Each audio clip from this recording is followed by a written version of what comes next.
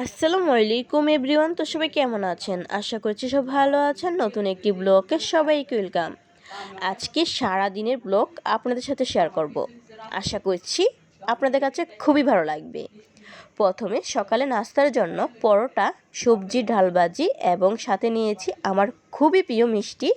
রুটি দিয়ে মিষ্টি খেতে আমার কাছে খুবই ভালো লাগে। আপনাদের কার কার কাছে আমার মতো মিষ্টি খেতে ভালো লাগে অবশ্যই কমেন্টস করে জানাবেন। তো ছোট্ট একটি ব্লগ আপনাদের সাথে শেয়ার করেছি, আশা করছি আপনাদের কাছে ভালো লাগবে। আর আমার আম্মু আজকে বাজারে গিয়েছিল, কিছু সবজি এবং মাছ নিয়ে এসেছে। বড় সাইজে দুটি ইলিশ মাছ, রুই মাছ এবং সাথে ছিল সাদা বেগুন, ধনিয়া পাতা, কাঁচা মরিচ, টমেটো। তো বেগুনগুলো দিয়ে মাছ দিয়েও রান্না হবে এবং বেগুন ভাজাও করবে।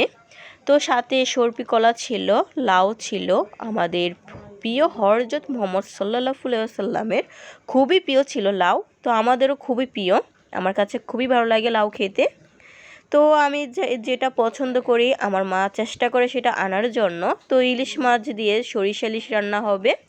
আমার মতো কার কার সরিষা ইলিশ খেতে ভালো লাগে অবশ্যই কমেন্টস করে জানাবেন। আর সরিষা ইলিশ রান্নার জন্য পরিমাণ মতো তেল অ্যাড করে দেওয়ার পর পেঁয়াজ কুচি অ্যাড করে দিয়েছে। পেঁয়াজটাকে ব্রাউন কালার করে নেওয়ার পর টমেটো কুচি, কাঁচামরিচ মাঝখান থেকে কেটে নিয়েছিল তো অ্যাড করে দিয়েছে, এখন কষিয়ে নেবে। আর অন্যদিকে ইলিশ মাছগুলো আগে থেকে ফ্রাই করে নিয়েছিল, দেখুন কতটা ব্রাউন কালার সুন্দর হয়েছে। ইলিশ মাছগুলো অনেক বড় সাইজের ছিল।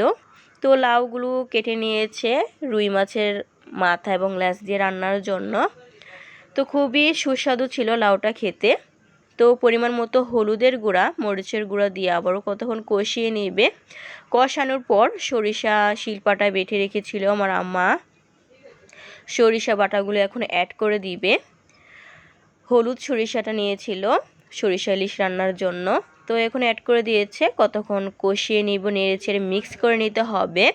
মিক্স হয়ে এলে মাছগুলো অ্যাড করে দিবে। মাছগুলো দিয়ে পরিমাণ মতো ঝোল শুকিয়ে নিতে হবে। শুকিয়ে এলে ধনিয়া পাতা কুচি দিয়ে নামিয়ে নিবে।